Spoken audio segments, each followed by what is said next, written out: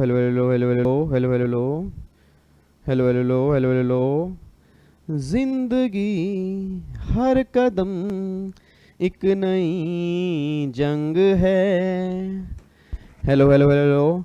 आओ जी आओ जी फटाफट से आ जाओ सारे। मेरी पूरी फैमिली के बच्चे फटाफट से आओ जी और बताओ मुझे मैं लाइव आ गया हूँ।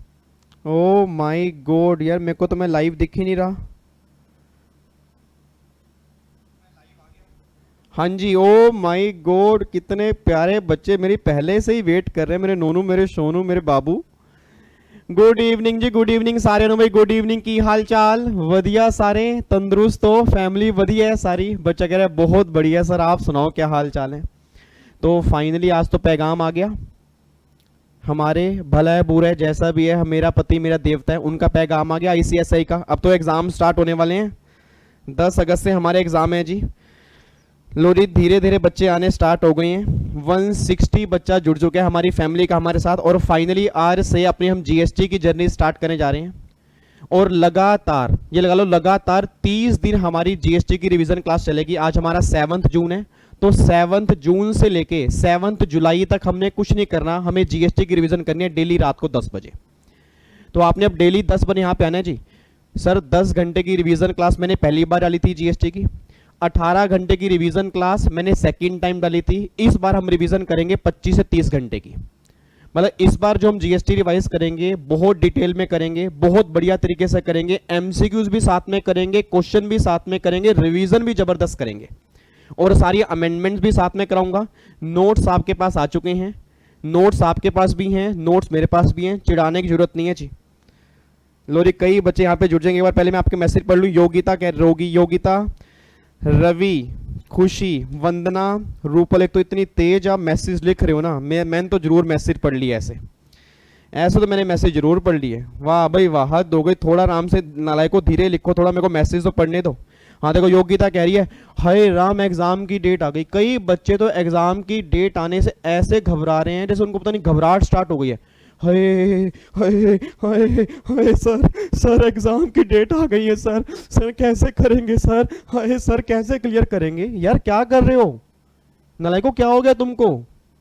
यार तुम तो शेर बच्चे हो, तुम तो जवान बच्चे हो। तुम तो कहो सर बहुत बढ़िया होगा एग्जाम की डेट आ गई, अब तो एग्जाम निकाल के दिखाएंगे, बढ़िया होगा एग्जाम की डेट आ गई। ये तो इंस्टीट्यूट का थैंक यू बोलो, आपको 2 महीने दे दिए उसने सर।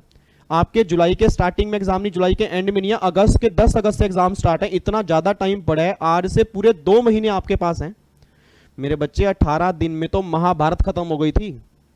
18 दिन में तो महाभारत खत्म हो गई थी। क्या मेरी पूरी फैमिली एग्जाम नहीं निकाल सकती? सर ये लगा लो, आज हमारी 7 तारीख है, आने वाले 60 दिन काउंट कर लो और 60 दिन में इतनी जबरदस्त मेहनत करेंगे ना, इतनी जबरदस्त मेहनत करेंगे। मैं कह रहा हूं इंस्टीट्यूट भी इस बार देख लेगा कि वाकई बच्चों ने एग्जाम दिए हैं और एग्जाम निकालने ही हैं। यार ऐसी बेकार की बातें मत किया करो। हाँ मतलब नालायकों जैसे बच्चे, हाय सर एग्जाम आ गए सर, सर क्या करेंगे सर, कैसे तैयारी करेंगे। ये मुझको ऐसे बच्चे नहीं चाहिए। मेरे को ऐसे बच्चे चाहिए कि वाकई यार आपके अंदर मोटिवेशन हो कि सर एग्जाम आ चुके हैं, इस बार एग्जाम निकालने हैं, बहुत बढ़िया तरीके से निकालने हैं, पेरेंट्स को प्राउड फील कराना है और जो इतने टाइम से हार्डवर्क कर रहे थे अब उसका रिजल्ट लेने का टाइम आया। बिना एग्जाम के तो बेटा रिजल्ट नहीं आएगा ना, एग्जाम तो देने पड़ेंगे और बढ़िया तरीके से एग्जाम देंगे, जबरदस्त तरीके से एग्जाम देंगे।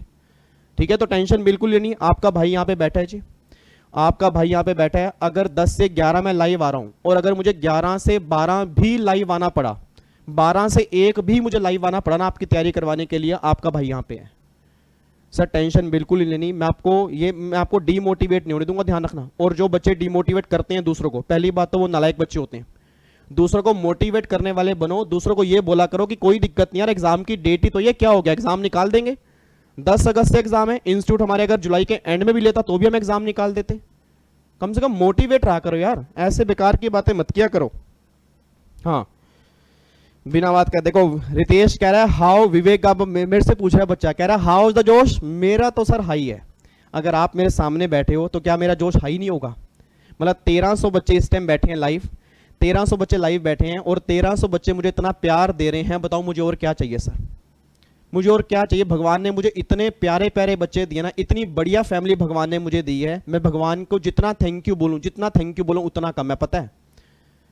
मैं सही बता रहा हूं सर, मैं दिल से कह रहा हूं, मैं भगवान को जितना थैंक यू बोलूं उतना थैंक यू कम है। इतनी बढ़िया फैमिली मुझे दी है आप लोगों की, और आपके लिए तो मेरी जान भी हाजिर है सर, पूरी जान लगा दूंगा, आपके एग्जाम निकलवा के रहूंगा। अगर मैंने कमिटमेंट कर दी, मैं कह रहा हूं इतनी जान लगाएंगे ना, इतनी जान लगाएंगे, एग्जाम निकाल के रहेंगे।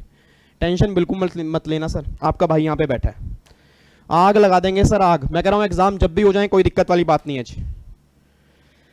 चलो जी, तो अब एक बार फटाफट से बताओ जी, एक तो इतने तेज तेज आप मैसेज लिख रहे हो, हाँ बहुत बढ़िया। देखो एक मिनट रुको, एक मिनट रुको, एक एक ये पकड़ो पहले, एक एक बिस्किट का पैकेट पकड़ो पहले, एक एक बिस्किट का पैकेट पकड़ो, क्योंकि 10 से 11 हम लाइव सेशन डेली आना है। चाय भी पियोगे, साथ में बिस्किट मेरी तरफ से ले लो, ये लो बिस्किट, एक एक पार्ले जी है, पार्ले जी का पैकेट है, बहुत बढ़िया है जी, क्योंकि आप लाइक तो करते ही नहीं। मतलब इतने सारे बच्चे बैठे हैं और लाइक देख लो, इतने नालायक बच्चे, इतने कंजूस बच्चे। ये लो बिस्किट का पैकेट मुझसे लो, और ये हर बच्चा, एक मिनट रुको, और चाय भी मंगवाऊं चाय, क्योंकि अब डेली शाम को आके 1 घंटा हमने यहाँ पे जीएसटी रिवाइज करना है, और क्या करेंगे, हद हो गई। चलो जी, करें जी, स्टार्ट करें जी, फटाफट से बताओ, अब टाइम वेस्ट नहीं करेंगे। ये बताओ जीएसटी की रिवीजन स्टार्ट करें।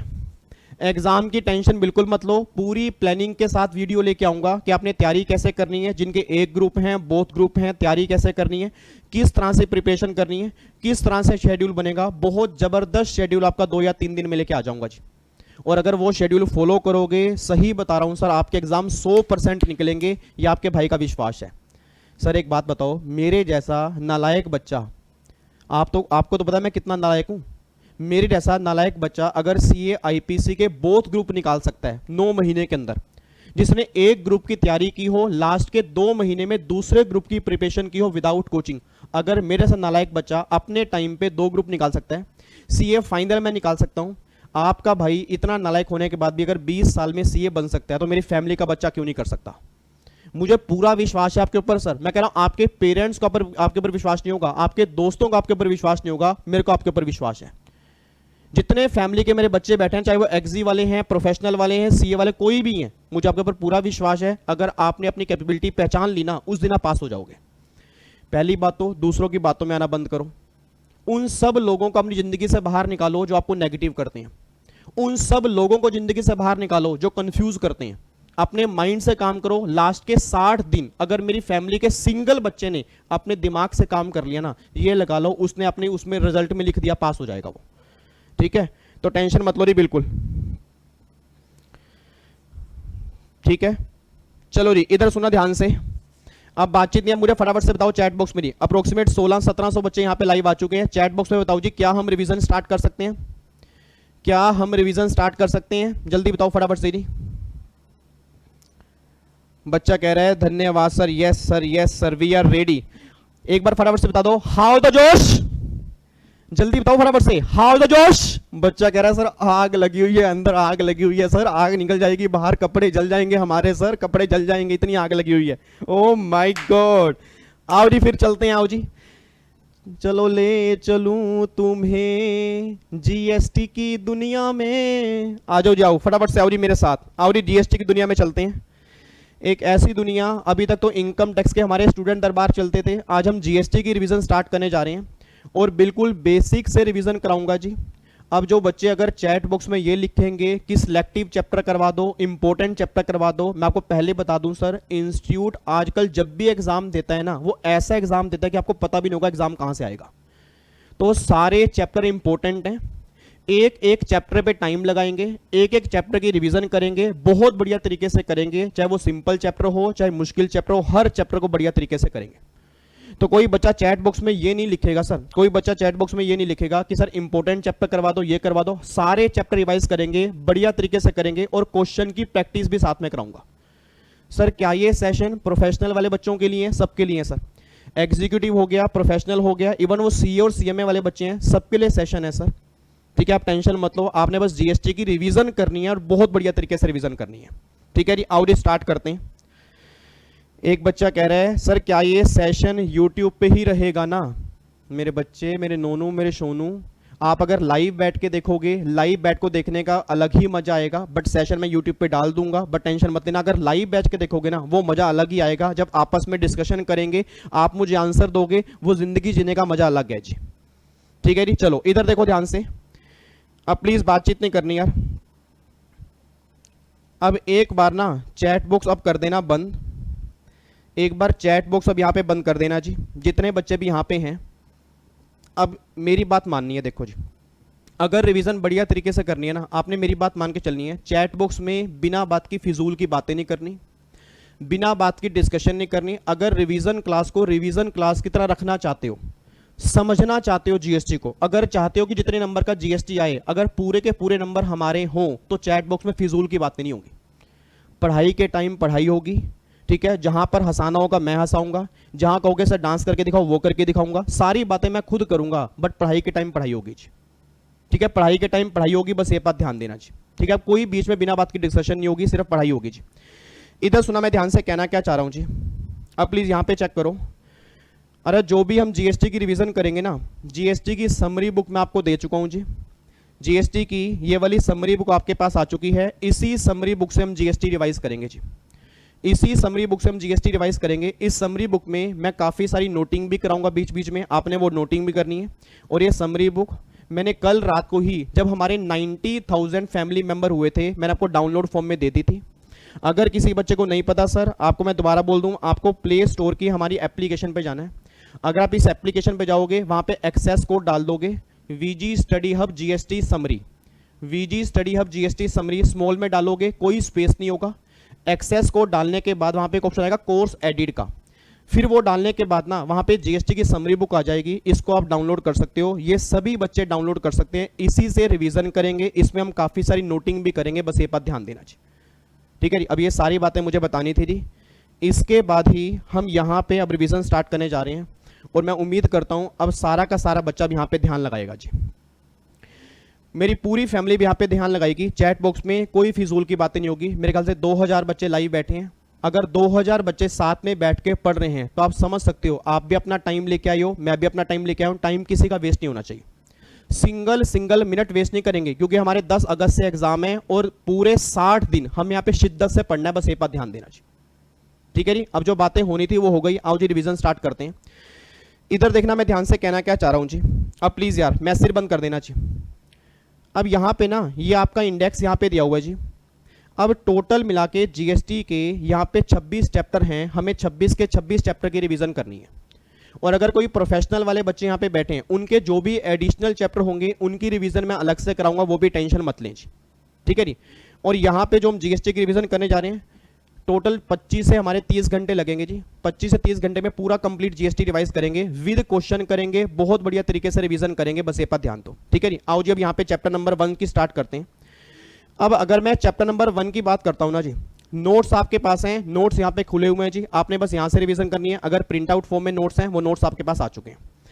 आओ जी अब यहाँ पे एक बार चेक करना, अगर मैं चैप्टर नंबर 1 की बात करता हूँ, चैप्टर नंबर 1 हमारा जीएसटी का ना बिल्कुल बेसिक चैप्टर है, बातें छोटी छोटी हैं, बट एग्जाम में काफी सारे क्वेश्चन बनते हैं और काफी सारे बच्चे गलती भी करके आते हैं। तो जो बच्चे चैप्टर नंबर 1 को मजाक में लेते हैं, आपको दिखाऊंगा काफी सारे क्वेश्चन बन सकते हैं जी। एक बार अब यहाँ पे चेक करना जी, अगर मैं हमारे सिलेबस की बात करता हूँ जी, हमारे सिलेबस में आप सब जानते हो टैक्स आपका 2 तरह का है, डायरेक्ट और इनडायरेक्ट है। डायरेक्ट में हमारे सिलेबस में इनकम टैक्स कवर होगा, इंटरनेशनल टैक्सेशन भी है जी। और इनडायरेक्ट टैक्स में 2 टैक्स कवर होंगे, जीएसटी और कस्टम। हम यहाँ पे डायरेक्ट टैक्स की बातें नहीं करेंगे, जो भी हम बातें करेंगे वो सारी की सारी जीएसटी की करेंगे। अच्छा, अब हमारे जीएसटी के जो भी चैप्टर है ना, जीएसटी के जो भी चैप्टर हैं उसको मैंने 2 कैटेगरी में डिवाइड किया है। हमारे जीएसटी के जो भी चैप्टर हैं उसको हमने 2 कैटेगरी में डिवाइड किया है, एक तो कैटेगरी ए है और एक कैटेगरी बी है। अब अगर मैं कैटेगरी ए की बात करूंगा, कैटेगरी ए का मतलब ये चैप्टर ऐसे हैं कि आप भूल के भी एग्जाम में इसको छोड़ के जा नहीं सकते। इट मींस बाकी चैप्टर एक तरफ, ये सारे चैप्टर एक तरफ, जो आपके ए कैटेगरी के अंदर है। एक बार चेक करना ए कैटेगरी में कौन कौन से हैं जी। एक तो पहला पॉइंट तो आ गया जी बेसिक ऑफ जीएसटी, आपका जो बेसिक वाला चैप्टर हो गया, सप्लाई का चैप्टर हो गया, आईटीसी वाला चैप्टर हो गया, वैल्यूएशन वाला हो गया जी, रजिस्ट्रेशन वाला हो गया, टाइम ऑफ सप्लाई हो गया जी, पेमेंट ऑफ जीएसटी हो गया, कॉम्पोजिट स्कीम हो गया। ये सारे के सारे आपके ए कैटेगरी वाले चैप्टर हैं जो एग्जाम में बहुत सारे क्वेश्चन यहां से बनते हैं। अगर मैं बी कैटेगरी की बात करूंगा जी, बी कैटेगरी में चैप्टर कौन कौन से आते हैं जी, टैक्स इनवॉइस वाला हो गया, डेबिट नोट हो गया, क्रेडिट नोट हो गया, प्लेस ऑफ सप्लाई हो गया जी, रिफंड वाला चैप्टर हो गया, इंस्पेक्शन वाला हो गया, ई वे बिल हो गया, रिटर्न हो गया। ये चैप्टर आपके बी कैटेगरी के हैं। और आपके जो भी बैलेंस छोटे मोटे चैप्टर होंगे ना, वो सारे के सारे सी कैटेगरी में कवर होंगे, बस ये बात ध्यान दो। तो हमें ए कैटेगरी की रिवीजन भी करनी है, हमें बी कैटेगरी की रिवीजन भी करनी है, हमें सी कैटेगरी की रिवीजन भी करनी है, हमें तीनों कैटेगरी की रिवीजन करके चलनी है, ये बात ध्यान देना जी, ठीक है जी। तो अब यहाँ पे हम रिवीजन स्टार्ट करने जा रहे हैं। अब ये सारे पॉइंट जो हमें जीएसटी में रिवाइज करने हैं ना, अब यहाँ पे एक बार चेक करो जी। अब जो भी अमेंडमेंट क्लास होगी, अमेंडमेंट क्लास फुली अपडेटेड होगी, इसमें सारी अमेंडमेंट भी हम कवर करेंगे। इसके अलावा अगर किसी बच्चे ने अमेंडमेंट क्लास नहीं भी देखी तो भी कोई दिक्कत नहीं है, अमेंडमेंट हम क्लास में ही कवर कर लेंगे। मतलब जो भी रिवीजन करेंगे विद अमेंडमेंट करेंगे। जो आपके एग्जाम 10 अगस्त से हैं उसके लिए फुली अपडेटेड रिवीजन क्लास होगी। इसके अलावा कोई अमेंडमेंट आपको देखने की रिक्वायरमेंट नहीं है जी, ठीक है। ये छोटी छोटी बेसिक बातें थी, ये बेसिक बातें हमारी कंप्लीट हो चुकी हैं। अब यहाँ पे एक बार चेक करना जी, सबसे पहला जी यहाँ पे एक बार फटाफट से आ जाओ जी। अब सबसे पहला यहाँ पे लिखा हुआ है मीनिंग ऑफ टैक्स। हाँ जी, पूरी फैमिली मुझे बताई जी। अगर मैं टैक्स की बात करता हूँ जी, जल्दी बताओ टैक्स आया कहाँ से था जी? टैक्स एक लैटिन वर्ड है, लैटिन वर्ड टैक्सो से हमारा टैक्स आया था। और मेरा पूरी क्लास से क्वेश्चन है, एक बात मुझे सोच के बताना सर, क्या टैक्स एक कंपलसरी पेमेंट है या ऑप्शनल पेमेंट है? मतलब मेरा मन करेगा तो टैक्स दूंगा, मेरा मन करेगा तो टैक्स नहीं दूंगा, या टैक्स मुझे देना ही पड़ेगा? ऑब्वियस सी बात है, मुझे देना ही पड़ेगा। बट मेरा पूरी क्लास से क्वेश्चन है जो बच्चे सामने बैठे हैं कि टैक्स एक कंपलसरी पेमेंट तो है, बट क्या हर कंपलसरी पेमेंट एक टैक्स बनेगी? Answer is no. याद करो, मैंने रेगुलर बैच के अंदर भी कहा था कि हर कंपलसरी पेमेंट एक टैक्स नहीं बनेगी। वही कंपलसरी पेमेंट एक टैक्स होगी जो गवर्नमेंट को देनी पड़ेगी किसी एक्ट के बेस पर, किसी लॉ के बेस पर।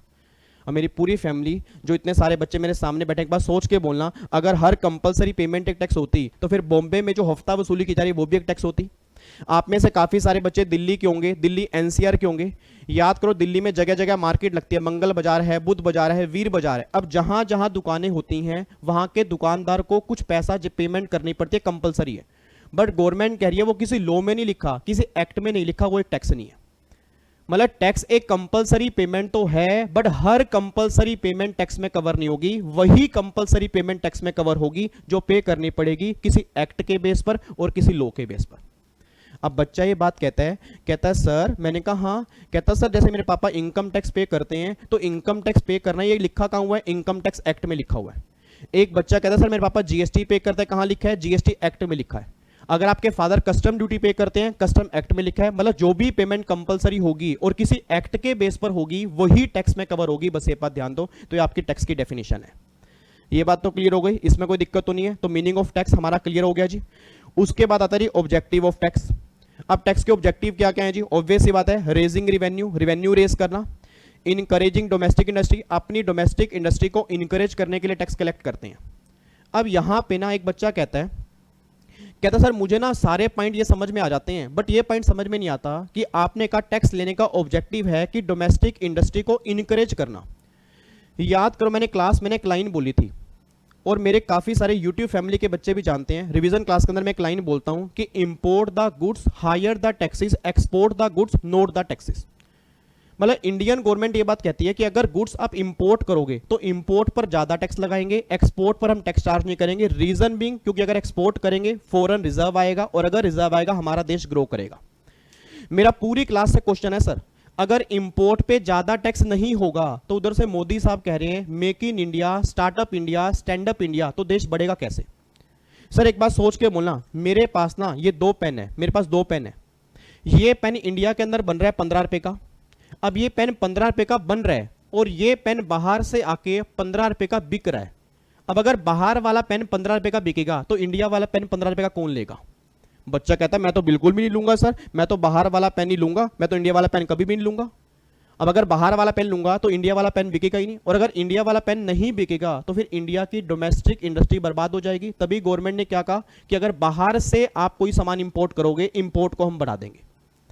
इंपोर्ट को बढ़ाने का रीजन क्या है? क्योंकि अगर इंपोर्ट बढ़ेगा तो डोमेस्टिक इंडस्ट्री हमारी बचेगी। इसीलिए टैक्स का ऑब्जेक्टिव क्या है जी? Encouraging domestic industry. ये बात ध्यान देना।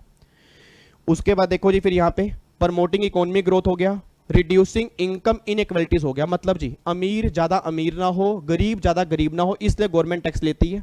डेवलपमेंट ऑफ बैकवर्ड रीजन, जो आपके बैकवर्ड रीजन है उनकी डेवलपमेंट के लिए गवर्नमेंट क्या करेगी? टैक्स कलेक्ट करेगी। और ensuring price stability, price stable रहे इसके लिए गवर्नमेंट क्या करेगी? टैक्स कलेक्ट करेगी। तो मेन आपकी 2 बेसिक बातें हमने की हैं जी। एक तो टैक्स का मीनिंग हमने यहाँ पे चेक किया, और ऑब्जेक्टिव क्या क्या होंगे ये दोनों बातें हमने यहाँ पे चेक कर ली। अब जो असली गेम है ना, जो असली रिवीजन है, अब हमारी स्टार्ट होने जा रही है। मैं कई बच्चे देख रहा हूं जी, चैट बॉक्स में बिना बात के बच्चे लगे हुए हैं, और मैं लिख के देने को तैयार हूं सर, जो चैट बॉक्स में फिजूल की बातें कर रहे हैं ना सर, उनके एग्जाम निकालने में उनको दिक्कत आएगी। मतलब यार कमाल की बात, आप रात को 10 बजे यहां पे मेरे सामने आके बैठे हो, मैं भी 10 बजे का बैठा हूं, आप भी फैमिली छोड़ के बैठे हो, मैं भी फैमिली छोड़ के बैठा हूं, क्या बातें करने के लिए?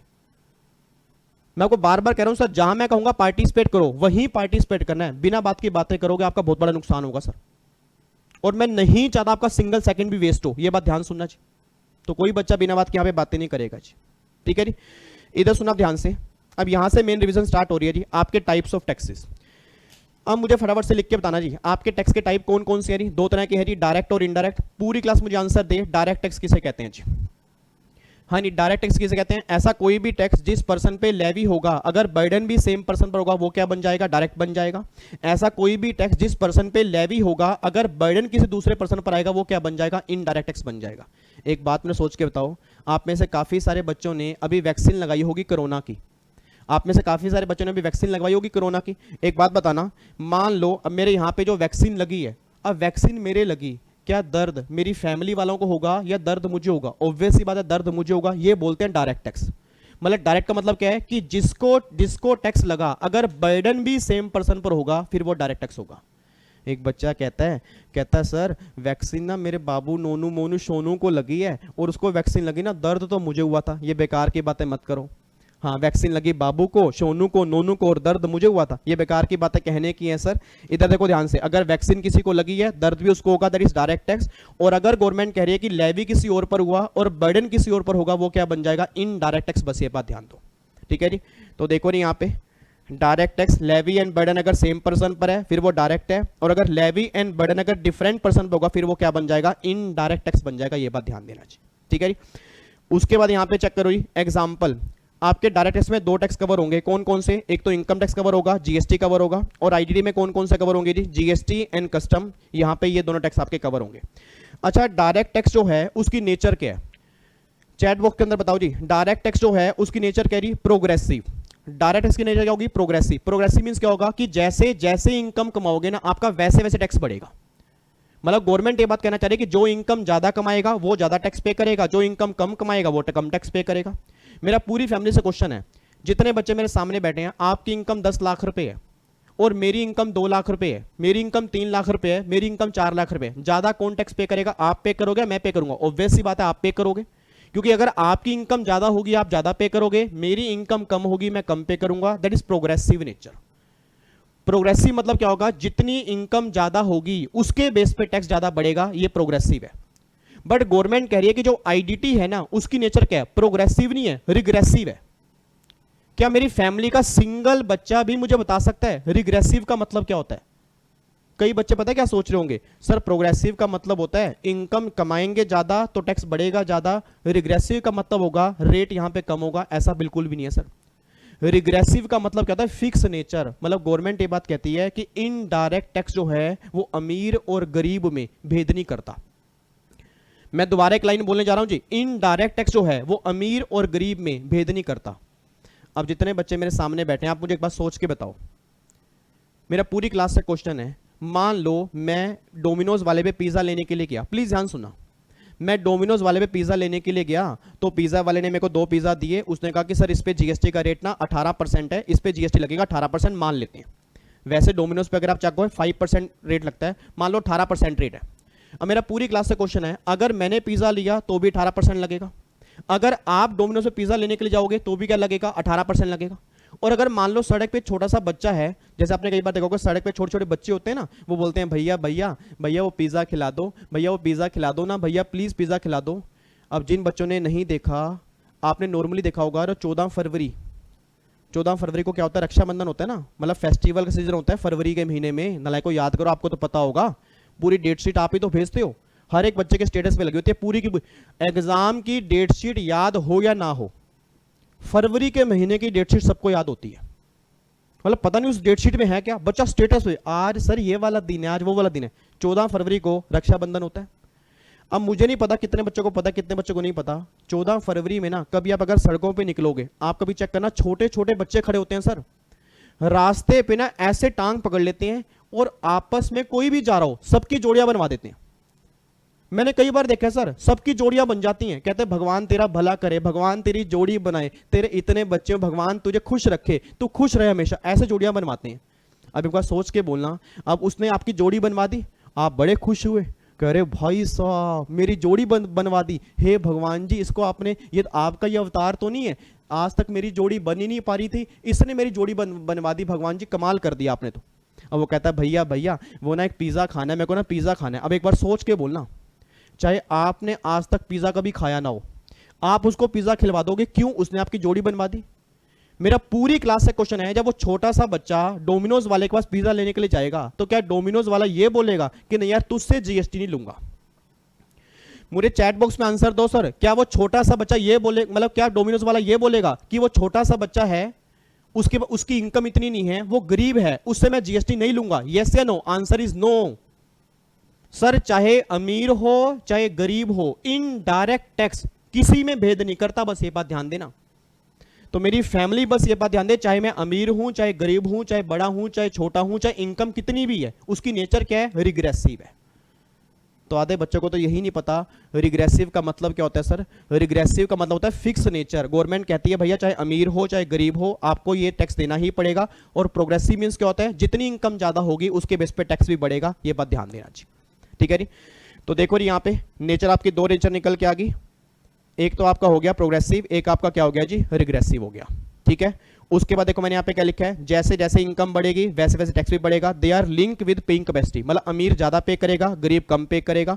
और they are not link with paying capacity, चाहे अमीर हो चाहे गरीब हो दोनों ही यहाँ पे बराबर जीएसटी पे करेंगे, दोनों में कोई भेदभाव नहीं होगा, ये बात ध्यान देना।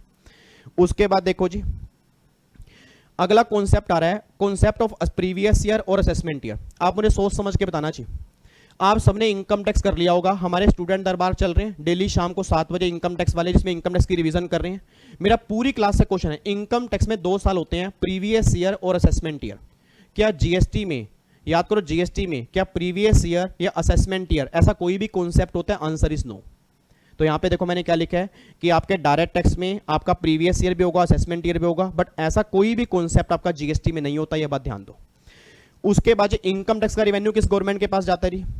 जल्दी बताओ जी, आंसर मुझे चैट बॉक्स में चाहिए। इनकम टैक्स सेंट्रल लेवल का है स्टेट लेवल का है?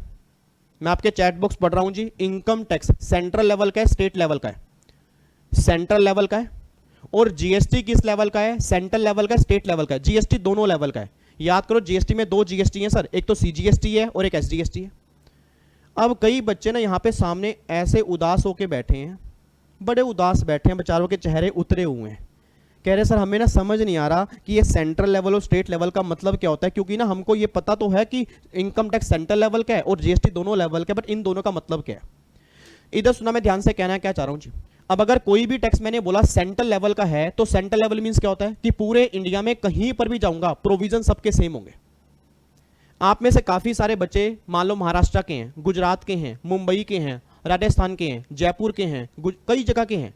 मेरा पूरी क्लास से क्वेश्चन है, मान लो मैंने दिल्ली में इनकम कमाई, आपने गुजरात में इनकम कमाई, क्या हम दोनों की इनकम पर रेट सेम लगेगा अलग लगेगा? सेम लगेगा।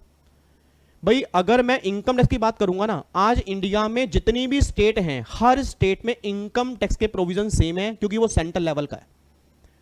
बट अगर जीएसटी स्टेट लेवल का भी है, स्टेट लेवल कैसे? सीजीएसटी और एसजीएसटी, तो वहां पे दोनों जीएसटी। बट आपकी जानकारी के लिए बता दूं, आज इंडिया में जीएसटी भी 1 नेशन 1 टैक्स, अगर आपको बताओ, और पूरे इंडिया में कहीं पर भी जाओगे जीएसटी के प्रोविजन भी आपको ऑलमोस्ट सेम ही देखने को मिलेंगे।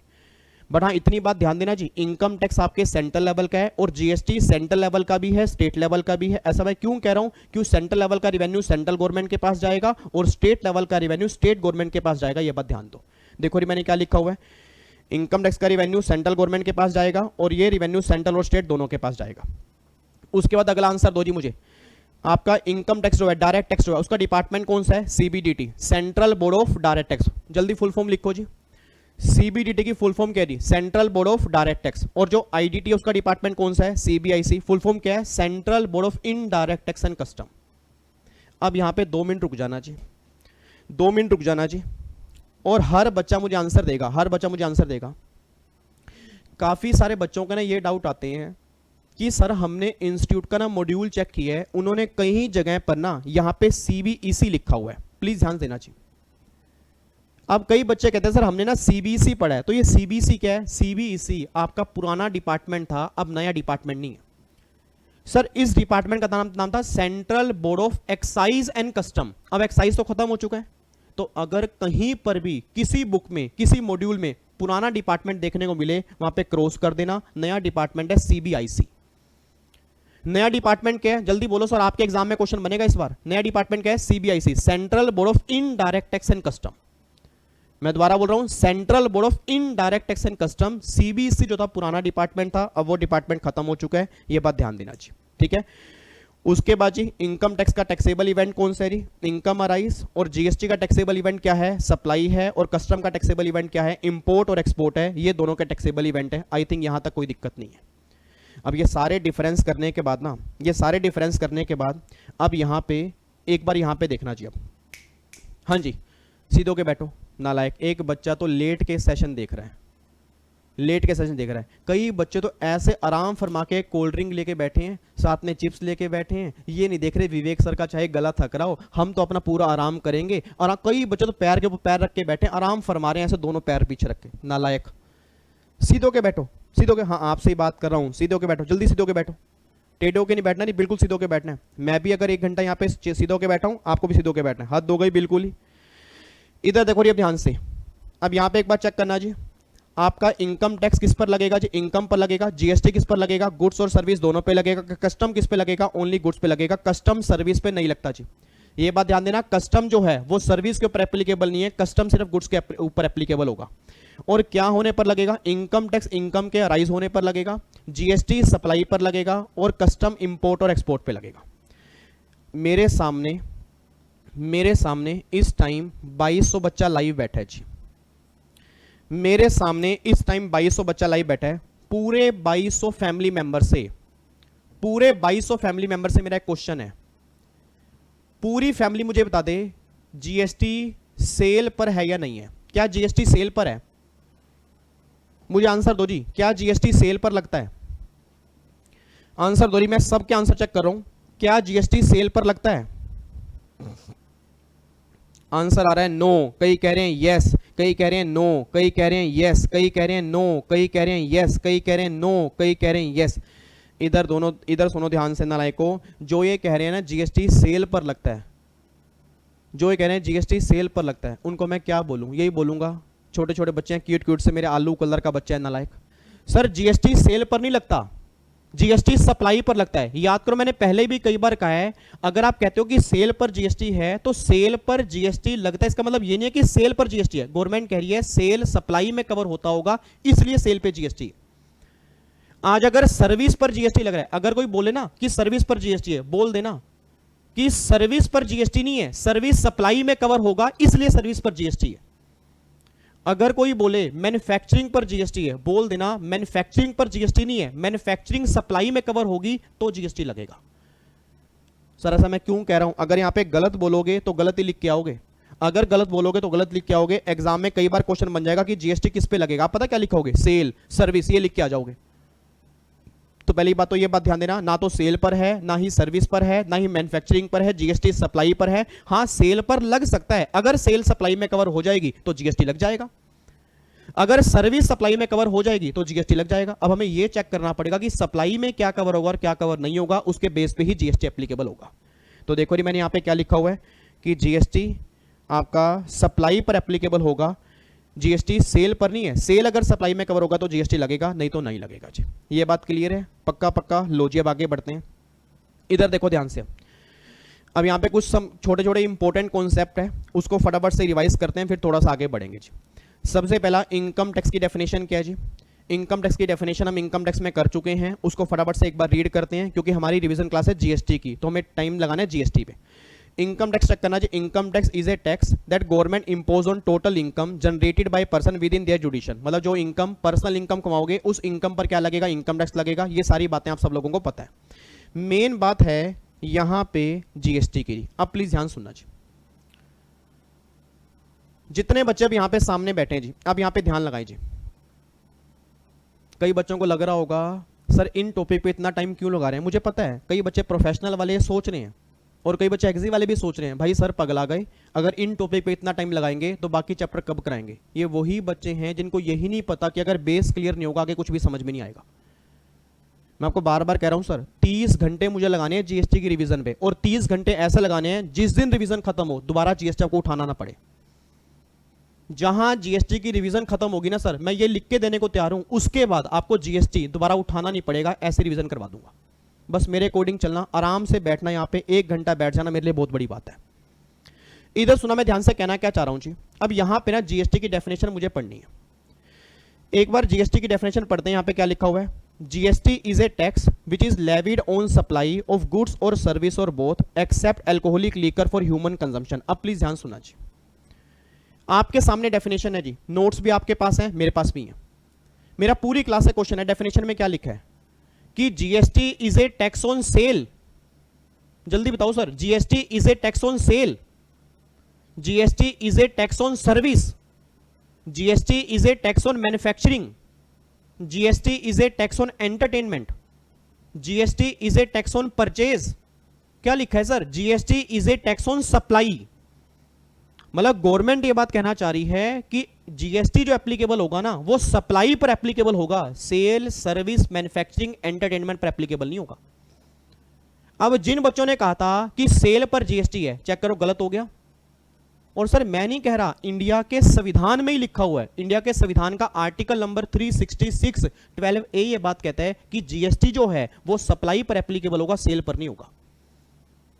मतलब वो ये बात कहना चाह रहे हैं GST is a tax on supply. अच्छा सप्लाई किसकी, जल्दी बताओ, सप्लाई किसकी? सप्लाई ऑफ गुड्स और सर्विस और बोथ, ऑफ गुड्स और सर्विस और बोथ। क्या मेरी फैमिली का बच्चा ये बता सकता है जी, मैं आपके सामने जो ये काम कर रहा हूं, मैं जो रेगुलर बैच में काफ़ी सारे बच्चे मुझसे कोचिंग लेते हैं, एग्जी प्रोफेशनल दोनों के बच्चे मुझसे कोचिंग लेते हैं, या आपने भी कहीं ना कहीं से कोचिंग ली होगी, क्या कोई बच्चा मेरी फैमिली का ये बता सकता है कि जो मैं काम करता हूं, मेरा काम किस में कवर है? गुड्स में कवर है, मेरा काम सर्विस में कवर है, किस में कवर है? बताओ जी चैट बॉक्स के अंदर, जल्दी बताओ, मेरा काम किस में कवर है जी, मेरा काम किस में कवर है जी? कई बच्चे कह रहे हैं सर्विस में कवर है, सर्विस में कवर है, सर्विस में कवर है, बोथ में कवर है, बोथ में कवर है। कई बच्चे सर्विस कह रहे हैं, बोथ कह रहे हैं। एक बच्चा तो नालायक है, कह रहा है गुड्स में कवर है। एक बात मुझे बताओ, क्या मैं आपको पार्ले जी बिस्किट बेचता हूं क्या? मतलब हद हो गई, मुझे गुड्स वाले का समझ नहीं आ रहा। सर मैं आपको क्या बिस्किट बेच रहा हूं यहाँ पे, मेरा गुड्स में काम कैसे हो गया? हाँ सर्विस बोलो, बात समझ में आती है यार, तुम तो कह रहे गुड्स में कवर है। मैं नहीं खेलूंगा तुम्हारे साथ बिल्कुल भी, मैं चला जाऊंगा ऐसे अगर मेरा मजाक उड़ाओगे तो। मैं यहाँ पे क्या बेच रहा हूं आपको? कई बच्चे अभी भी सर्विस कह रहे हैं, कई बच्चे बोथ कह रहे हैं। इधर सुनना ध्यान से, अब जिन्होंने सर्विस कहना, जिन्होंने कहा मेरा काम सर्विस में कवर है, ऐसा है अगर वो मुझसे कोचिंग लेते हैं तो मैं आज स्टाफ को मना कर दूंगा, मैं आपको बुक्स प्रोवाइड नहीं कराऊंगा। मैं स्टाफ को मना कर रहा हूं जी, 1 मिनट रुको, मैं स्टाफ को फोन कर देता हूं जी, जितने बच्चे मेरी फैमिली के अगर क्लास ले रहे हैं उनको बुक्स प्रोवाइड नहीं कराऊंगा। सर मेरा काम सर्विस में कवर नहीं है, मेरा काम गुड्स एंड सर्विस दोनों में कवर है, क्योंकि ये वाला पार्ट जो है वो सर्विस है, बट जो आपके घर में बुक्स आएंगी वो गुड्स भी तो है सर। अब सोच समझ के बोलना, डेफिनेशन आपने पढ़ी है, डेफिनेशन आपने पढ़ी है सर। क्या जीएसटी सिर्फ गुड्स पर है, सिर्फ सर्विस पर है, या जहां दोनों की सप्लाई होगी उस पर भी जीएसटी है? जहां दोनों की सप्लाई होगी उस पर भी जीएसटी है। सर लॉ लिखने वाले ने कमाल कर दिया, लॉ लिखने वाले ने कमाल कर दिया। लॉ लिखने वाला कह रहा है कि जीएसटी गुड्स पर भी है, जीएसटी सर्विस पर भी है, और अगर गुड्स एंड सर्विस दोनों की सप्लाई करोगे तो भी जीएसटी एप्लीकेबल होगा।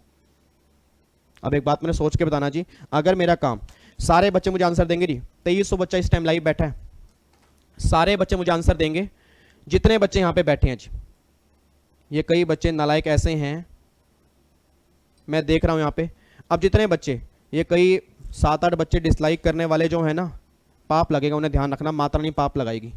मतलब कम से कम अगर आपको, इधर देखो ध्यान चलो। अच्छा एक बात मुझे सोच के बताना जी, मेरा काम जो है, मेरा काम जो है, अगर मेरा काम ये पार्ले जी सेल करना है तो मैं किस में काम कर रहा हूँ? गुड्स में काम कर रहा हूँ।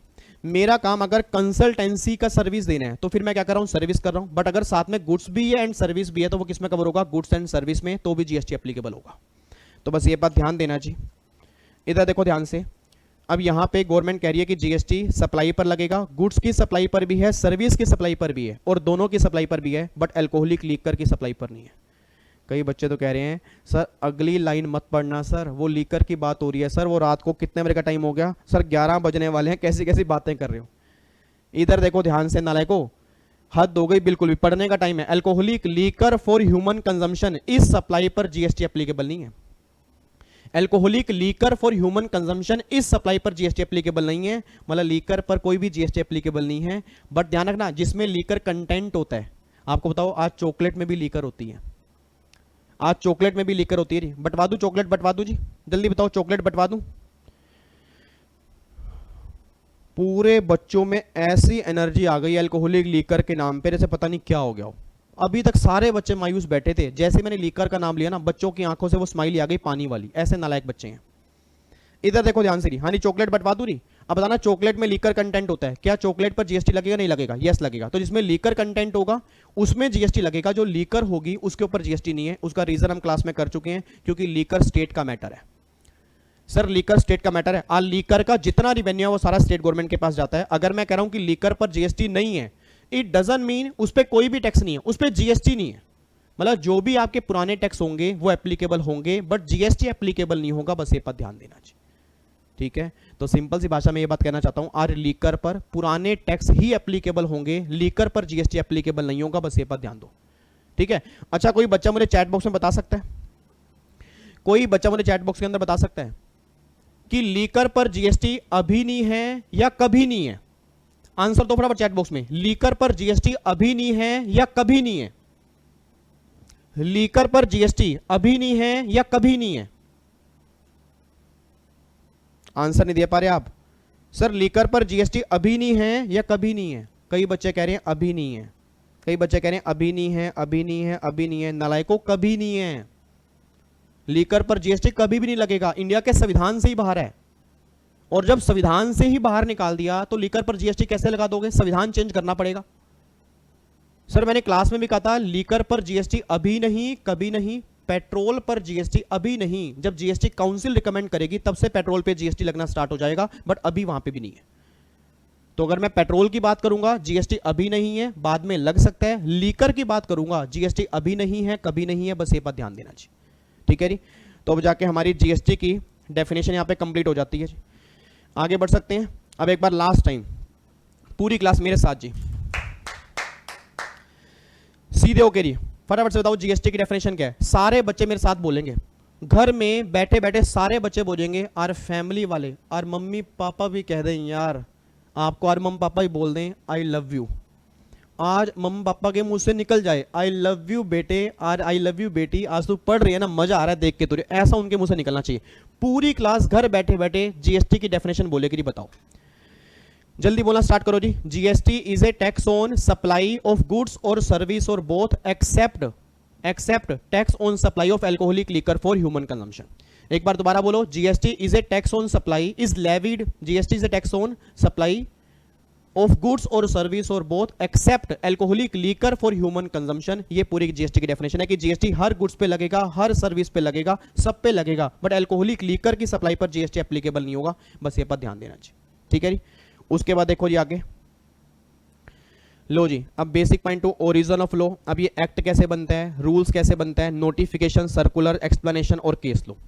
आओ जी फटाफट से अब यहाँ पे इसकी रिवीजन कंप्लीट करो जी। आओ जी, एक्ट कैसे बनता है ये बातें हमने बेसिक क्लास में की हुई है, फटाफट से रिवीजन करेंगे।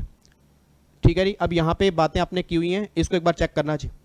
बिल आपके दो तरह के होते हैं जी, याद करो मैंने क्लास में कहा था एक्ट कैसे बनता है। बिल आपके दो तरह के होते हैं, एक तो मनी बिल होगा और एक ऑर्डिनरी बिल होगा। आप में से कई बच्चों को बस एक लाइन पता है जी। आप में से अगर मैं पूछूं कि एक्ट कैसे बनता है, बच्चा पता क्या बोलता है? सर पहले बिल होता है, फिर पार्लियामेंट के हाउस में जाता है, फिर प्रेसिडेंट के साइन होते हैं, फिर वो एक्ट बन जाता है। एक्ट बनने का सही तरीका ये नहीं होता। आपका क्वेश्चन ये होना चाहिए सर बिल कौन सा है, क्योंकि बिल की भी दो कैटेगरी होती हैं, एक तो मनी बिल और एक ऑर्डिनरी बिल। अब जितने भी मैटर टैक्सेशन के होंगे वो सारे के सारे मनी बिल के अंदर होते हैं। हमारी क्लास अभी किसकी चल रही है? हमारी क्लास अभी किसकी चल रही है? जीएसटी की। शाम को 7 बजे स्टूडेंट दरबार किसका होता है? इनकम टैक्स का। सारे के सारे किसके होंगे? मनी बिल के मैटर होंगे। अब मनी बिल जो होगा सबसे पहले जाएगा लोकसभा में, फिर जाएगा राज्यसभा के अंदर, फिर प्रेसिडेंट साइन करेंगे, फिर बनेगा एक्ट, और 14 दिन का टाइम होता है राज्यसभा के पास इस बिल को पास करने का। बट जो भी बिल आपके ऑर्डिनरी बिल होंगे वो दोनों में से किसी भी हाउस में पहले जा सकते हैं, बट मनी बिल जो होगा पहले जाएगा लोकसभा में, फिर जाएगा राज्यसभा में, फिर प्रेसिडेंट के साइन होंगे, फिर जाके वो एक्ट बनेगा, और 75 डेज में एक्ट बन जाता है। ये बात ध्यान देना चाहिए। ठीक है, ये सारी बातें आपने पहले पढ़ी हैं। उसके बाद जी इनकम टैक्स एक्ट कौन सा है? 1961। इनकम टैक्स में कोई बताएगा टोटल कितने प्रोविजन है जी? टोटल 298 सेक्शन है और 14 शेड्यूल है। टोटल हमारे 298 सेक्शन है और 14 शेड्यूल हैं जी। ठीक है। उसके बाद जी अमेंडमेंट्स इनकम टैक्स में कैसे आती हैं, फाइनेंस एक्ट से आती हैं। हर साल जो फाइनेंस एक्ट आता है उससे हर बार इनकम टैक्स के अंदर अमेंडमेंट्स आती हैं, बस ये पर ध्यान दो। ठीक है, तो इनकम टैक्स में टोटल मिला के 298 सेक्शन है, 14 शेड्यूल हैं। इनकम टैक्स एक्ट हमारा 1961 है। अगर अमेंडमेंट लेके आनी है तो कैसे आएंगी, फाइनेंस एक्ट के थ्रू आएंगी, ये बात ध्यान दो। अगला पॉइंट फिर आता है रूल्स। अब इनकम टैक्स के रूल्स कौन से हैं जी, 1962 रूल्स क्या करते हैं, एक्ट की सपोर्ट करते हैं। याद करो मैंने क्लास के अंदर भी कहा था, एक्ट का मतलब क्या होता है, व्हाट टू डू और व्हाट नॉट टू डू, और रूल्स का मतलब क्या होता है, हाउ टू डू, मतलब क्या करना है और क्या नहीं करना। ये सारी बातें कहां लिखी होंगी, एक्ट में लिखी होंगी, और जो भी करना है वो करना कैसे है, ये सारी बातें आपकी रूल्स में लिखी होंगी, बस ये बात ध्यान देना। ठीक है, तो एक्ट का मतलब क्या है, व्हाट टू डू और what not to do. Rules का मतलब क्या होगा, हाउ टू डू। एक्ट में क्या होंगे, प्रोविजन होंगे, और रूल्स में क्या होंगे, प्रोसीजर होंगे, ये बात ध्यान देना चाहिए। एक बार चेक करो, देखो यहां पे क्या लिखा हुआ है। इनकम टैक्स रूल्स जो हैं आपके एक्ट को सपोर्ट करते हैं, एडमिनिस्ट्रेशन किसके पास, सीबीडीटी के पास, और रूल्स होते हैं वो एक्ट को ओवर रूल नहीं कर सकते, मतलब रूल्स कभी भी एक्ट को ओवर रूल नहीं कर सकते। और इनकम टैक्स का सेक्शन 295 जो है वह एम्पावर देता है रूल्स बनाने की, बात ध्यान देना चाहिए। ठीक है, अब मुझे फटाफट से एक बार चैट बॉक्स में लिख के बताओ जी, जल्दी चैट बॉक्स में लिख के बताओ एक्ट का मतलब क्या होता है। एक्ट का मतलब क्या है, हाउ टू डू या व्हाट टू डू, बताओ जी। एक्ट का मतलब क्या है, हाउ टू डू या व्हाट टू डू, और रूल्स का मतलब क्या है, हाउ टू डू। एक्ट में क्या होते हैं, प्रोविजन, लिखो बराबर चैट बॉक्स में, जल्दी लिखो साथ साथ। एक्ट में क्या होते हैं, प्रोविजन, और रूल्स में क्या होते हैं, प्रोसीजर। दोबारा बोलो, एक्ट में क्या होते हैं, प्रोविजन, और रूल्स में क्या होते हैं, प्रोसीजर। मतलब काम करने का तरीका कहां पे होगा, रूल्स में होगा, और जो प्रोविजंस होंगे वो सारे के सारे किस में होंगे, एक्ट में होंगे, ये बात ध्यान देना चाहिए। ठीक है जी, लो जी, अभी आपके सामने यहाँ पे क्रक्स लिखा हुआ है कि एक्ट का मतलब क्या है और रूल्स का मतलब क्या है। ठीक है, उसके बाद चेक करना जी नोटिफिकेशन और सर्कुलर जी। नोटिफिकेशन कौन इशू करता है जी, याद करो फटाफट, ये बेसिक बातें हैं सर। नोटिफिकेशन कौन इशू करता है, सेंट्रल गवर्नमेंट या सीबीडीटी। अच्छा, नोटिफिकेशन इशू क्यों की जाती है, नोटिफिकेशन इशू क्यों करते हैं, क्योंकि अगर साल के बीच में कोई भी चेंज लेके आना है, गवर्नमेंट कैसे लेके आएगी, नोटिफिकेशन से लेके आएगी। एक बात मुझे बताना, अभी जो आपके एग्जाम 10 अगस्त को हैं, इंस्टीट्यूट ने क्या एक्ट पास किया है, जल्दी बोलना, इंस्टीट्यूट ने क्या एक्ट पास किया है या नोटिफिकेशन से अमेंडमेंट आई है। अभी जो आपके एग्जाम 10 अगस्त से स्टार्ट हो रहे हैं, क्या इंस्टीट्यूट ने एक्ट पास किया या नोटिफिकेशन से अमेंडमेंट आई है, अमेंडमेंट आई है नोटिफिकेशन से। अब सोच के बोला, नोटिफिकेशन मींस अगर साल के बीच में कोई भी चेंज लेके आना है वो गवर्नमेंट कैसे लेके आएगी, नोटिफिकेशन से लेके आएगी। देखो यहाँ पे क्या लिखा है, bring changes in the middle of year, add और रिमूव द प्रोविजन। अगर कोई प्रोविजन ऐड करना है या अगर कोई प्रोविजन रिमूव करना है वो कैसे होगा जी, नोटिफिकेशन से होगा। और नोटिफिकेशन जो होती हैं वो डिपार्टमेंट और एसएससी दोनों पर ही बाइंडिंग होती हैं, मतलब दोनों को फॉलो करनी है, ये बात ध्यान देना चाहिए। ठीक है जी, उसके बाद सर्कुलर जी। सर्कुलर कौन इशू करता है, सीबीडीटी। और सर्कुलर क्या होते हैं, क्लैरिफिकेशन के लिए, मतलब अगर कुछ भी क्लैरिफाई करना है उसके लिए गवर्नमेंट क्या निकालेगी, सर्कुलर। और याद करो मैंने क्लास के अंदर भी कहा था, सर्कुलर एसएससी और कोर्ट्स पर बाइंडिंग नहीं होते, सर्कुलर डिपार्टमेंट पर बाइंडिंग होते हैं, बट अगर एसएससी की बात करूंगा उस पर बाइंड नहीं होते, और अगर हाई कोर्ट सुप्रीम कोर्ट की बात करूंगा उस पर भी बाउंड नहीं होते, बस ये बात ध्यान दो। तो मुझे फटाफट से बता दो जी, अब दो चीजें सामने हैं, एक हाथ में नोटिफिकेशन है, जल्दी बोलो जी फटाफट से, एक हाथ में नोटिफिकेशन है, एक हाथ में सर्कुलर है। नोटिफिकेशन किस पे बाउंडिंग होते हैं, एसएससी, डिपार्टमेंट या दोनों। सर्कुलर किस पे बाइंडिंग होते हैं, सर्कुलर डिपार्टमेंट पे होते हैं, एसएससी पे नहीं होते। तो एग्जाम में कई बार क्वेश्चन बन चुका है कि सर्कुलर किस पे बाइंडिंग नहीं होते, बच्चा गलती करके आता है। तो सर्कुलर एसएससी पर बाइंडिंग नहीं होते, डिपार्टमेंट पर होते हैं, एसएससी पर नहीं होते। नोटिफिकेशन अगर आती है वो एसएससी पर भी बाइंडिंग है और डिपार्टमेंट पर भी है। ये बात क्लियर है, पक्का। लो जी अब आगे देखो जी, उसके बाद जी केस लो, हाई कोर्ट और सुप्रीम कोर्ट की जजमेंट। हाई कोर्ट आप सब जानते हो, हाई कोर्ट एरिया वाइज होते हैं, और हाई कोर्ट जो भी डिसाइड करेगा उसकी जजमेंट उसी एरिया में एप्लीकेबल होगी जहां का वो हाई कोर्ट होगा। और सुप्रीम कोर्ट पूरे इंडिया में एक होता है, और सुप्रीम कोर्ट जो भी बोलेगा ऑल ओवर इंडिया उसके केस में एप्लीकेबल हो जाएगा। सुप्रीम कोर्ट क्या होता है, लॉ ऑफ लैंड होता है। और आप सब जानते हो सर, सबसे बड़ा कोर्ट कौन सा है, अपेक्स कोर्ट कौन सा है जी, अगर मैं अपेक्स कोर्ट की बात करूंगा वो कौन सा है, सुप्रीम कोर्ट है। सुप्रीम कोर्ट की बात सबको माननी पड़ती है। अगर सुप्रीम कोर्ट के जजमेंट को नलीफाई करना है तो फिर फाइनेंस एक्ट में चेंज लेके आना होगा, बस ये बात ध्यान देना चाहिए। ठीक है, तो ये आपके सामने देखो लिखा है, supreme court is the apex court of the country, decision of supreme court is law of land, उसको सबको फॉलो करना पड़ता है, ये बात ध्यान दो जी। लो जी अब जाके मैं थोड़ा सा आपके कमेंट देख रहा हूं, क्योंकि अब मुझे कई क्वेश्चन पूछने हैं। हमारे पास अभी 15 मिनट हैं जी, हमारे पास अभी 15 मिनट हैं और 15 मिनट के अंदर कुछ क्वेश्चन मुझे पूछने हैं लास्ट में, और अगर आप मुझे आंसर दोगे तभी अगली क्लास आपको समझ में आएगी, नहीं तो समझ में नहीं आएगी। ठीक है, मेरे कुछ क्वेश्चन आने स्टार्ट होने हैं जी। एक कई बच्चे हैं जो कॉम्पोजिट स्कीम वाले क्वेश्चन पूछ रहे हैं सर। देखो मैं यहाँ पे भी डाउट नहीं ले पाऊंगा कॉम्पोजिट स्कीम के, अभी हमारा चैप्टर चल रहा है बेसिक, और मैंने क्या बोला, 0 से लेके उस लेवल तक लेके जाऊंगा जहां तक आपको जाना है। तो सर बीच में कोई चैप्टर के डाउट मत पूछो, बेसिक से रिवीजन करेंगे और लास्ट तक जाएंगे। लो जी, अब मेरे क्वेश्चन सुनो जी, क्वेश्चन सुनो जी मेरे। अब प्लीज बातचीत नहीं यार, सामने 2200 बच्चा बैठा है, तो बस देख लेते हैं मेरी फैमिली के बच्चे, जितने बच्चे मेरे सामने बैठे हैं, आज देखते हैं आपने क्या आंसर देना है। इनकम टैक्स में पहला आंसर दो, इनकम टैक्स में कितने एक्ट हैं? इनकम टैक्स में कितने एक्ट हैं? आंसर दो जी, इनकम टैक्स में कितने एक्ट हैं? जल्दी बोलो फटाफट से, इनकम टैक्स में कितने एक्ट हैं जी? मेरे नोनू, मेरे सोनू, मेरे बाबू, मेरे आलू, मेरे प्याज कलर के बच्चे, आंसर दो ना, इनकम टैक्स में कितने एक्ट हैं? बहुत बढ़िया, वेरी गुड, बहुत बढ़िया, बहुत बढ़िया। अनमोल, अमन, ये नालायक बच्चे हैं, मैं क्या बोलूं इनको, इधर आओ, कान पकड़ो तुम्हारे, इधर आओ, अमन आगे आओ, अमन आगे आओ। मैंने कहा इनकम टैक्स में कितने एक्ट हैं? बच्चा कह रहा है 298, नालायक 298 सेक्शन है। ये वही बच्चे हैं जो एग्जाम में क्वेश्चन ध्यान से नहीं पढ़ते। सर इनकम टैक्स में एक्ट पूछे हैं मैंने, हाय राम। प्रिंस कह रहा है 3 एक्ट हैं, दर्शन कह रहा है 2 एक्ट हैं, कोई कह रहा है 298 एक्ट हैं। एक मिनट रुको यार, ये बच्चे, आप मेरी फैमिली के ही बच्चे हो ना, आप मेरी फैमिली के बच्चे हो ना। सुबह उठ के कुछ नहीं करना, 7 बादाम भिगो के खाने हैं। सुबह उठ के ना 7 बादाम भिगो के खाने हैं और छिलके उतार के खाने हैं। नालायक, मतलब बच्चा कोई कह रहा है 2 एक्ट है, कोई कह रहा है 3 एक्ट है, कोई कह रहा है 298 है। इधर देखो ध्यान से, इनकम टैक्स में नालायक को 1 एक्ट है, इनकम टैक्स में एक ही तो एक्ट है, इनकम टैक्स एक्ट 1961।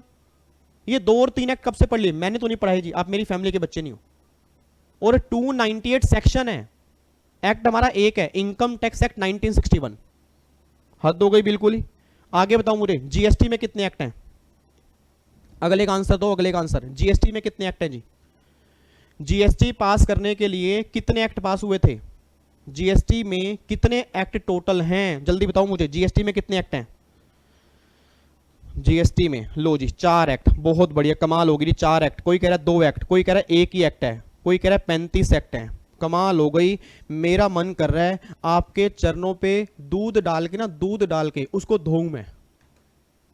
इधर आओ, इधर आओ, आप थक चुके होगे ना, 1 घंटा हो गया, थक तो चुके होगे, आराम से बैठे बैठे ही बच्चा थक जाता है। आओ आपके पैर दबा दूं, इधर आओ, पैर आगे करो, आगे करो, करो ऐसे पैर दबा दूं ना आपके, थोड़े से थक चुके होगे, काफी टाइम हो गया, नालायक दिमाग चलना बंद हो गया ना अभी। सर जीएसटी में 4 एक्ट हैं, बहुत बढ़िया। मैं नहीं खेलूंगा जी, ऐसा नहीं, मैं तो जा रहा हूं जी, फिर मैं तो जा रहा हूं, मैं नहीं खेलूंगा आपके साथ। यार ये बेकार की बातें मत करो। जीएसटी में कोई कह रहा है 5 एक्ट है, कोई कह रहा है 3 एक्ट है, कोई कह रहा है 33 एक्ट है, कोई कह रहा है 2 एक्ट है। आपके एग्जाम जून में ही थे ना, तभी आप डर रहे हो 10 अगस्त में एग्जाम देने को, तभी डर रहे हो आप। मैं कहूं बच्चा डर क्यों रहा है, मुझे क्या पता बच्चों के ये हालात हैं। और चुप करके अब डेली 10 बजे आके बैठ जाना। जो बच्चे ऐसे आंसर देना ना, आपका आना 10 बजे बहुत जरूरी है। नालायको, जीएसटी में टोटल मिला के आपके 35 एक्ट हैं।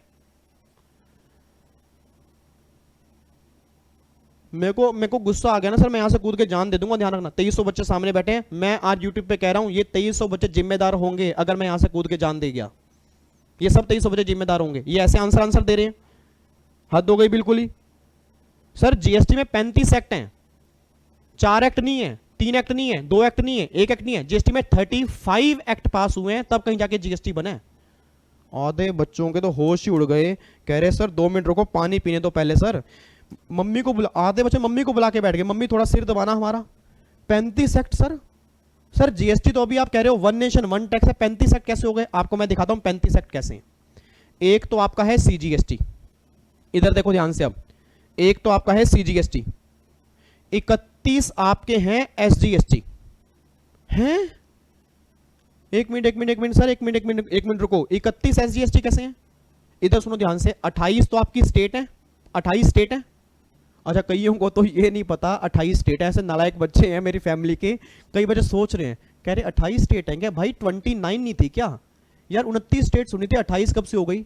जेएनके अलग हो गई अभी, सर JNK अलग हो गई, पहले 29 थी, JNK अलग होने के बाद 28 स्टेट हो गई, और 28 स्टेट हैं और आपकी 8 यूटी हैं, आपकी 8 यूटी हैं।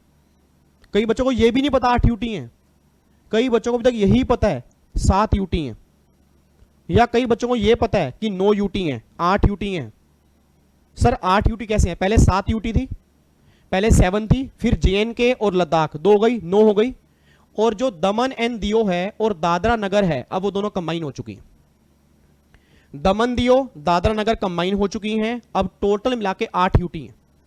उस 8 यूटी में 2 टुकड़े हैं, 3 यूटी को हम मानते हैं स्टेट। कौन कौन सी? दिल्ली, पौंडीचेरी, JNK। दोबारा बोलो, दिल्ली, पौंडीचेरी, JNK। अब अगर दिल्ली पौंडीचेरी को स्टेट मानते हैं जीएसटी में, तो ये तीनों पर SGST एप्लीकेबल होगा, यूटी जीएसटी नहीं लगेगा। तो 28 स्टेट वैसे और 3 यूटी हैं, उसको डीम्ड स्टेट माना, 28 और 3 31, तो 31 एक्ट तो ये हो गए।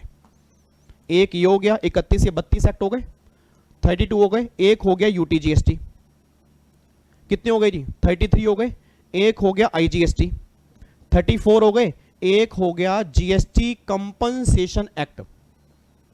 बच्चा कह रहा है ये कौन सा आ गया? आपके सिलेबस में चैप्टर है, आपके सिलेबस में चैप्टर है, हम रिवाइज करेंगे जीएसटी कंपनसेशन एक्ट। अब सोच के बोलना, एक वो हो गया, टोटल मिला के 35 एक्ट पास हुए हैं, तब कहीं जाकर जीएसटी बना है। शुक्र है भगवान का।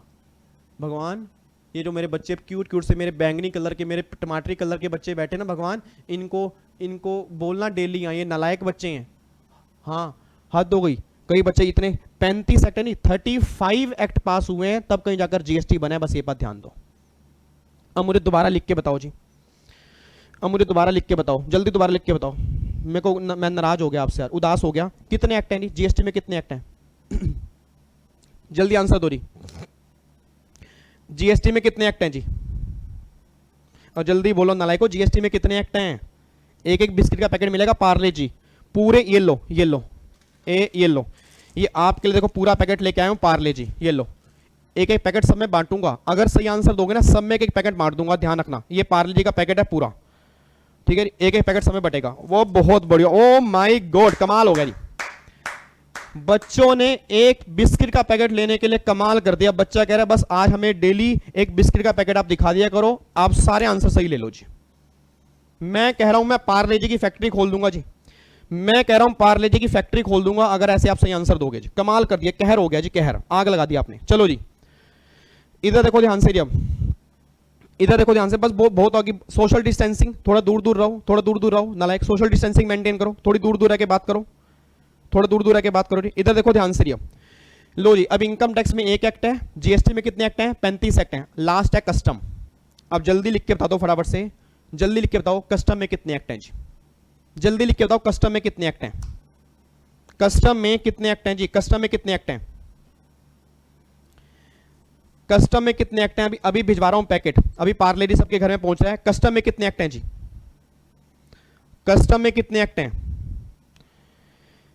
लो जी, कस्टम में कितने एक्ट हैं जी? कस्टम में बच्चे कह रहे हैं एक एक्ट है, कस्टम में एक एक्ट है, कस्टम में एक एक्ट है, कई कह रहे हैं 2 है, कई कह रहे हैं 1 है, कई कह रहे हैं 2 है, कई कह रहे हैं 1 है। इधर देखो ध्यान से, इधर देखो ध्यान से, इधर देखो ध्यान से, इधर आओ मेरे बच्चा, मेरे बच्चा, मेरे नोनू, मेरे सोनू, इधर आओ, मेरे पास आओ, मेरे पास आओ, कोई बात नहीं, मारूंगा नहीं, डांटूंगा नहीं, इधर आओ, इधर आओ। नालायको, कस्टम में आपके टोटल 2 एक्ट हैं सर, कस्टम में 2 एक्ट हैं, आपके एग्जाम में क्वेश्चन बन जाएगा। 2 एक्ट कौन कौन से हैं? एक तो कस्टम एक्ट 1962 और एक कस्टम टैरिफ एक्ट 1975।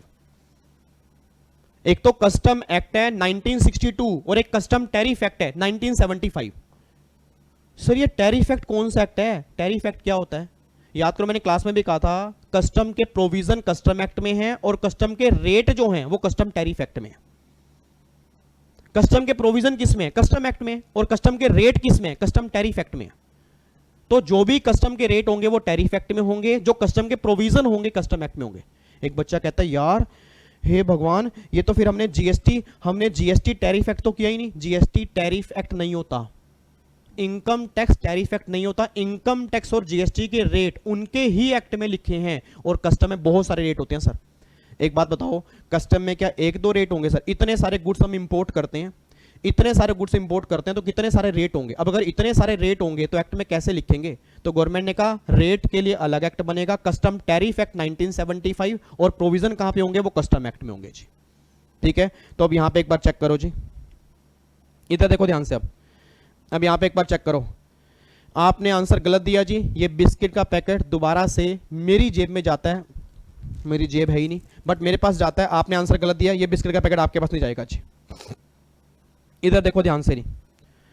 अब यहां पे आप चेक करना जी, ये इनकम टैक्स एक्ट है, ये कस्टम एक्ट और कस्टम टैरिफ एक्ट है, और ये टोटल मिला के आपके 35 एक्ट है जीएसटी के अंदर। आपको मैं दिखाऊं, देखो यहां पे इनकम टैक्स में एक एक्ट है जी, आपके जीएसटी में 35 एक्ट हैं, और यहाँ पे कितने आपके जी टोटल मिला के एक, यहाँ पे टोटल मिला के आपके कस्टम में 2 एक्ट पास हैं जी। ठीक है, तो कस्टम में 2 एक्ट आपके बनेंगे, यहाँ पे 35 बनेंगे, यहाँ पे 1 बनेगा, ये बात ध्यान दो जी। ठीक है जी, लो जी अब एक बार यहाँ पे चेक करना जी। अब प्लीज लो जी, अब यहाँ पे लास्ट क्वेश्चन है, फिर आर का चैप्टर नंबर 1 कंप्लीट करेंगे, फिर कल हम करेंगे chapter number 2 revise. Last question है जी बस, अब आएगा गेम खेलने का मजा, अब गेम खेलने का मजा आएगा। इनकम टैक्स बताओ जी, इनकम टैक्स बताओ, इनकम टैक्स। हाँ बस लास्ट क्वेश्चन है। ये जो बच्चा किसने कह रही 11 बज गए, मैं उसको नाम पढ़ने दो, किसने कहा 11 बज गए? आकाश। आकाश कह रहा है सर 11 बज गए। इससे पता लगता है आकाश सिर्फ घड़ी ही देख रहा है। सर मुझे पता ही नहीं लगा 1 घंटा हो गया, मेरा मन कर रहा है मैं सुबह 5 बजे तक आपको पढ़ाऊं। आकाश कह रहा है 11 बज गए। आकाश तुम टाइम ही देख रहे हो, हद हो गई यार। ये तो यार ये कोई ये मजा नहीं आया यार। मतलब मुझे टाइम का पता नहीं लगा और तुम कह रहे हो 11 बज गए। इधर देखो ध्यान से, मुझे ही पता 11 बज गए सर, मेरी फैमिली भी घर पे, आपकी फैमिली भी घर पे। रुको यहाँ पे भी रुको, 2 मिनट मेरे क्वेश्चन का आंसर देके जाना। हाँ देखो एक बच्चा कह रहा है लाइव पढ़ा रहे हो या रिकॉर्डेड पढ़ा रहे हो? लाइव चल रहा है नालायक को, रिकॉर्डेड कहां से आ गया? इधर देखो ध्यान से, अब मेरे क्वेश्चन का आंसर देके जाना चाहिए। मेरे को ये बताओ, आज income tax whole of India including J and K applicable होगा या whole of India excluding J and K applicable होगा? जल्दी बताओ जी।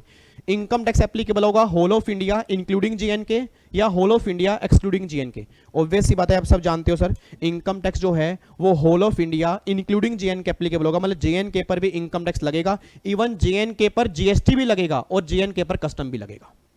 तो चलो आंसर आप क्या दोगे? आंसर मैंने दे दिया कि जेएनके इनकम टैक्स में भी होगा, जेएनके जीएसटी पर भी होगा और जेएनके कस्टम पर भी होगा। जेएनके पर आज इनकम टैक्स भी है, जीएसटी भी है और कस्टम भी है। तीनों एक्ट में जब भी अगर क्वेश्चन बनेगा आप इंक्लूडिंग जेएनके आंसर लिख के आओगे, बस ये पर ध्यान देना चाहिए। ये बात क्लियर है? ठीक है जी, चलो जी इधर देखो ध्यान से। अब चैप्टर नंबर 1 हमने कंप्लीट कर लिया, चैप्टर नंबर 1 हमारा हो गया, और चैप्टर नंबर 1 की कंप्लीशन पे लास्ट क्वेश्चन मैं देके जा रहा हूं, आंसर दे देना, फिर हम सेशन ओवर करते हैं जी। इंडिया में जीएसटी किस दिन आया? बस ये बता के चले जाओ जी, इंडिया में जीएसटी कब आया था जी? चैप्टर नंबर 2 की स्टार्टिंग करेंगे अगली क्लास मेरी, कल 10 बजे यहाँ पे एग्जैक्ट पहुंच जाना, कल 10 बजे पहुंच जाना, चैप्टर नंबर 2 की रिवीजन करेंगे। अब ये बताओ इंडिया में जीएसटी कब आया था जी? जल्दी बताओ जी, इंडिया में जीएसटी कब आया? जल्दी आंसर लिख के बताओ जी, इंडिया में जीएसटी कब आया था? 1 जुलाई 2017, 1 जुलाई। बहुत बड़ी, एक मिनट रुको। हिमांशु ये कह रहा है 1 जुलाई 2016 को, नालायक। 1 जुलाई 17, 1 जुलाई 17, 1 जुलाई 17, 1 जुलाई 17, बहुत बढ़िया।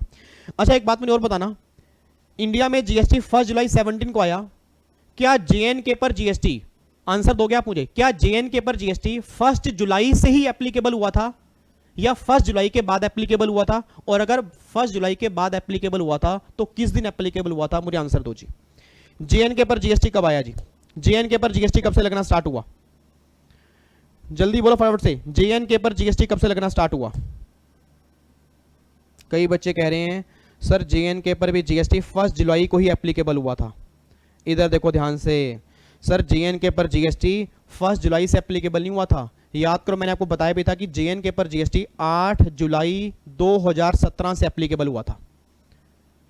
वैसे इंडिया में जीएसटी 1 जुलाई को आ गया था, बट 1 जुलाई से 7 जुलाई तक इंक्लूडिंग जेएनके नहीं था, एक्सक्लूडिंग जेएनके था। मतलब जीएसटी पूरे इंडिया पर था बट जेएनके को छोड़ के, और 8 जुलाई से जेएनके पर भी जीएसटी एप्लीकेबल हो गया। और याद करो मैंने क्लास में कहा भी था कि जब जेएनके पर 2017 में जेएनके की चीफ मिनिस्टर कौन थी? महबूबा मुफ्ती। अगर आपको नाम पता हो, महबूबा मुफ्ती थी। और आप सब जानते हो सर, अब मैं क्या बताऊं, आप तो मेरे से एक्सपीरियंस हो, आप तो अब सोच के बोलना, महबूबा को मनाना स्टार्टिंग से ही कितना मुश्किल रहा है। क्या महबूबा जल्दी मान जाती है? कहाँ मानती है इतनी जल्दी। अब इसी चक्कर में 1 जुलाई को नहीं 8 जुलाई को जाके महबूबा मानी थी और तब जाके JNK पर GST आया था। ठीक है, तो महबूबा को मनाना बहुत मुश्किल रहा है सर। आप देख लो मोदी जी के लिए मुश्किल रहा, 1 जुलाई को मानी नहीं, नाराज हो गई थी, उदास, कह रही मैं नहीं मानूंगी, कह रही मैं नहीं मानूंगी, मैं मान ही नहीं रही, मैं नहीं मान रही जी, मैं नहीं। 8 जुलाई को बड़ी मुश्किल से मानी मोदी जी से, तब जाके JNK पर GST आया था, महबूबा तब जाके मानी थी। ठीक है, चलो फाइनली मान गई, फाइनली मान गई और JNK पर भी GST आ गया। 7 दिन लगे मनाने में सर, 7 दिन लगे मनाने में, तब जाके GST 8 जुलाई को JNK पर आया था जी। ठीक है जी, चलो जी, चलो इधर देखो ध्यान से जी। तो फाइनली अब जाके हमारा चैप्टर नंबर 1 कंप्लीट हो गया। चैप्टर नंबर 1 की रिवीजन हम बढ़िया तरीके से कर चुके हैं।